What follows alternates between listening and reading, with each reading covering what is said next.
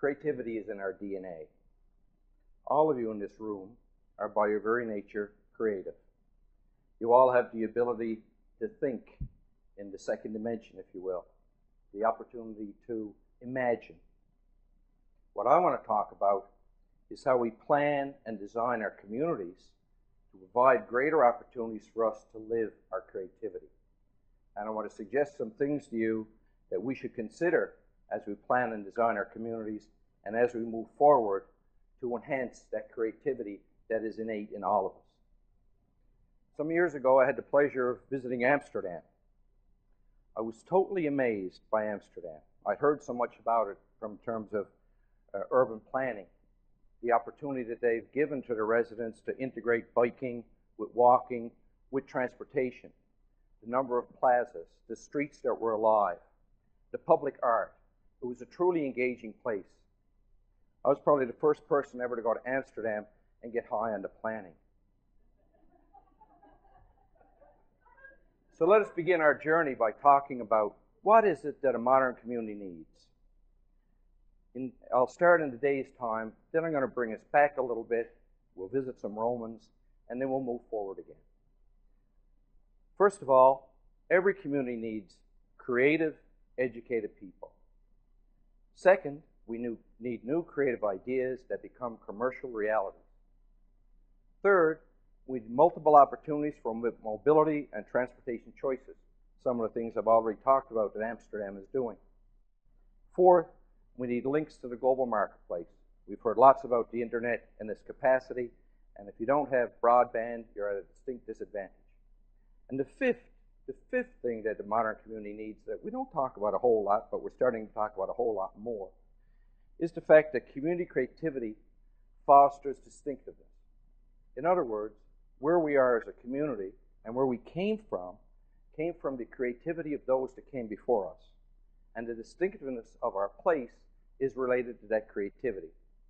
So ladies and gentlemen, place matters. Every place has its own distinct deviations that makes it a little different from any other place. It becomes what some like to call your USP, or your unique selling proposition. And indeed, if we don't differentiate one community from the next, well, we're all the same. Life would be rather dull, wouldn't it, if all of us were like how we're developing many of our communities. They're all the same. So place is very important.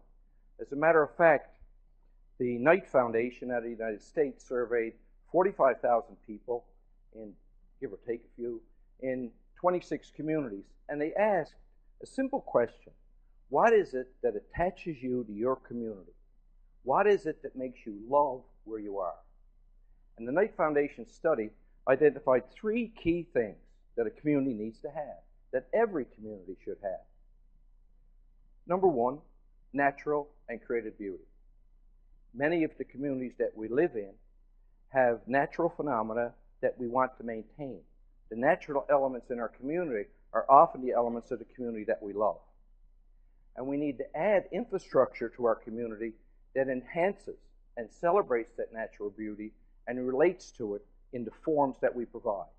Ideally, architecture in our community should be singular and of that place.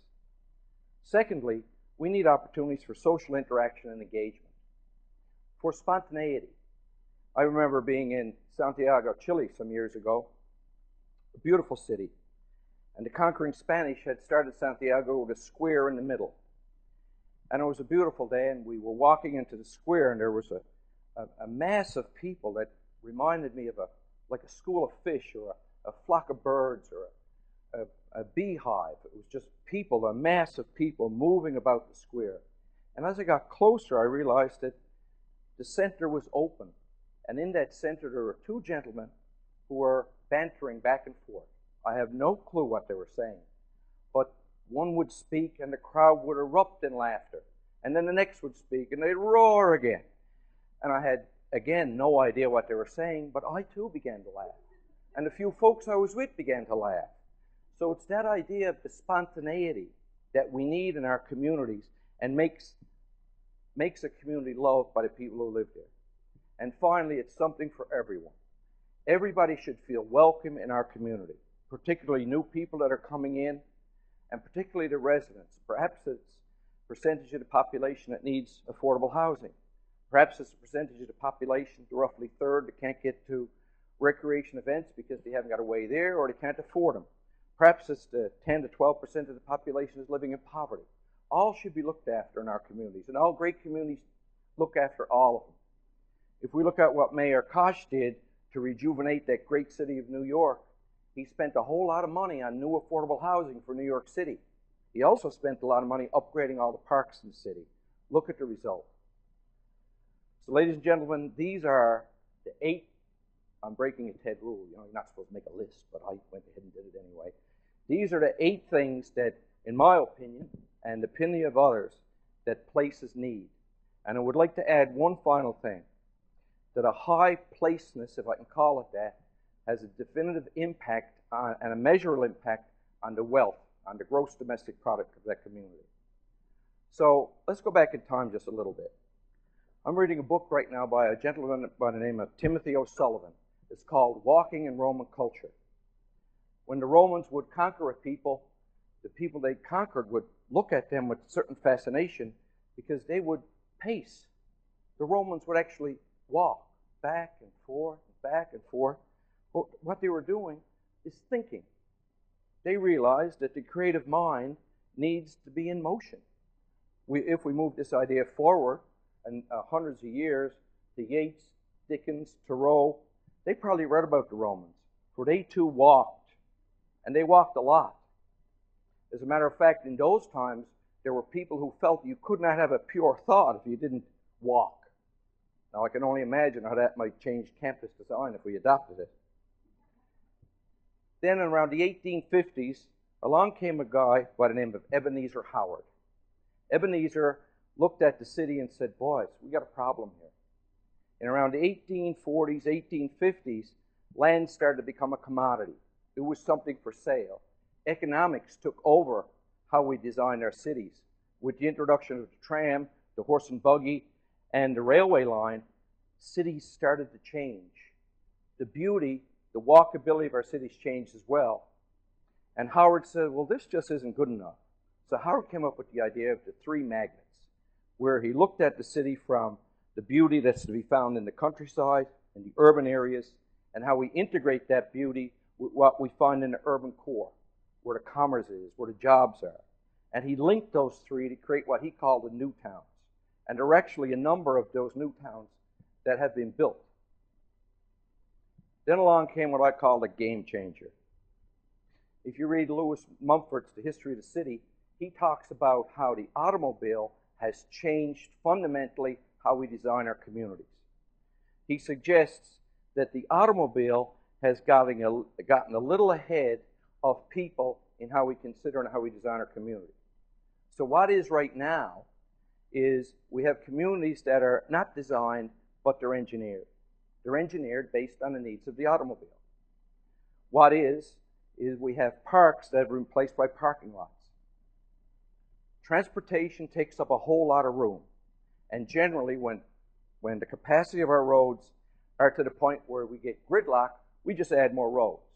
Every time we add more roads, we decrease the opportunity for open space. What is the anywhere landscape. Strip malls in suburbia along our streets that you can see from one end of this country to the next. Now, I'm saying all this, ladies and gentlemen, but there are some notable exceptions that I will get to.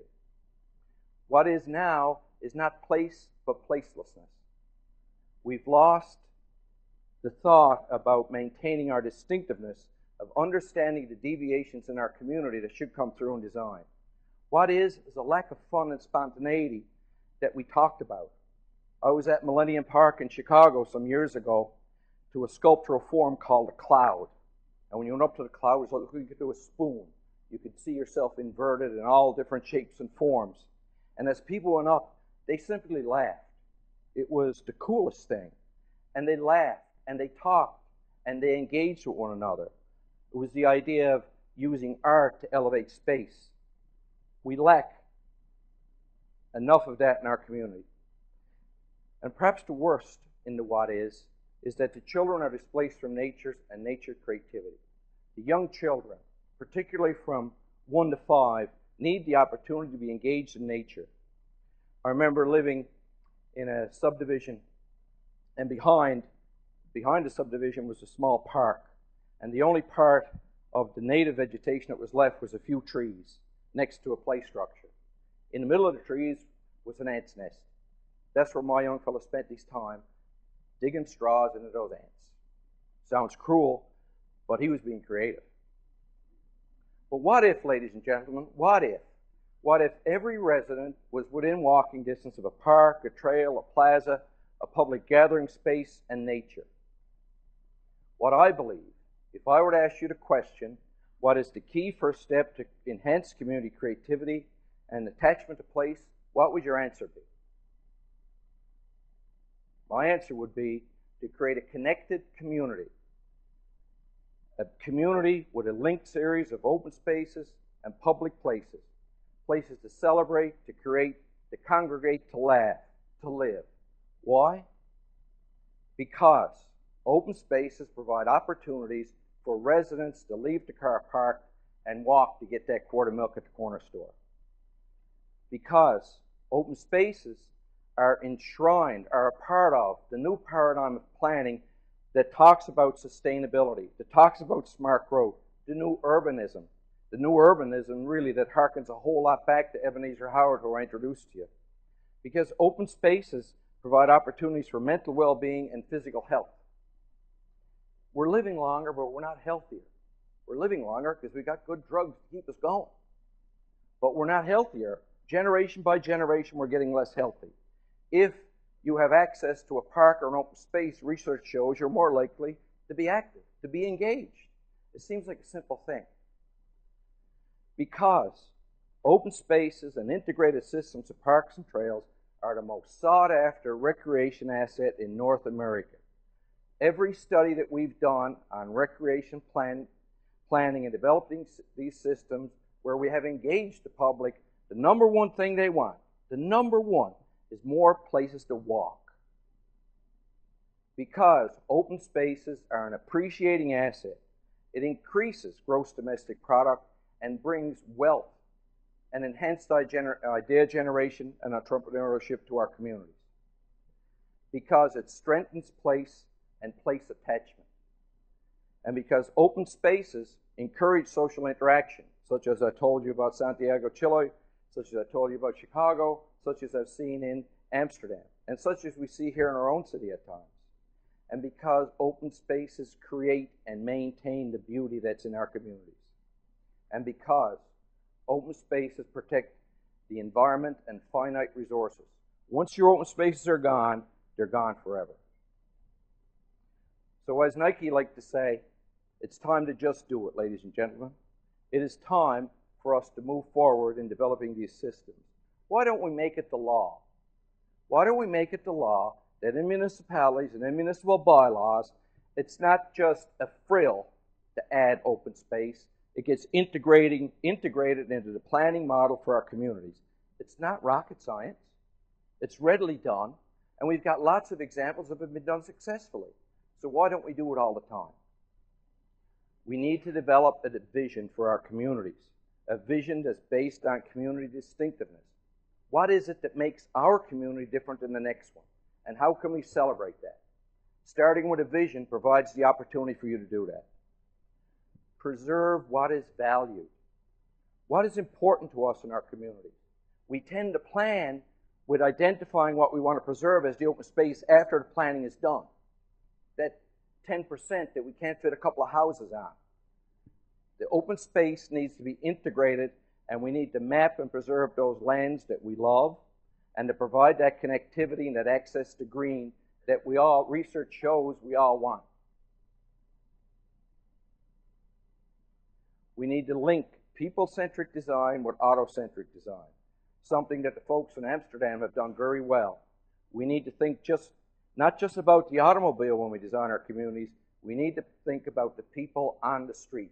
Now don't get me wrong, folks, I love my car. As Frank Lloyd Wright said, it's a straight line to freedom. But we need to integrate. We need to think people first. And again, there's lots of examples of this being done. And very important, we need to mobilize local residents on committees of council. We can't look to council to do everything. There's a lot going on. It's multi-layered, it's integrated, it's complex. There's tons of expertise in the community that can be engaged to support this. Governance. Change comes from within. We need to get involved and to be engaged, and we need to support our council. This is not new, ladies and gentlemen. It's been done before. We have an opportunity to develop these systems, to provide opportunities that are environmentally better, that socially provide for interaction and engagement, and provide opportunities for everybody in our community, that provide opportunities for our young people to be active and be engaged with nature and nature's creativity. And economically, it's proven that these systems enhance the local gross domestic product for communities. So why aren't they a requirement? If we want to move forward as we design our communities, we need to look at some other examples that are around that show that this works. We can look at the systems that have been developed in St. John's and Corner Brook, Newfoundland. We can look at the Ravine system in Toronto. We can look at the system that's in Ottawa. We can look at the system that's in Calgary. We can look at the system that's in Vancouver to show that this works. We just need to make it the norm if we're going to allow our residents to continue to live our creativity. Thank you very much.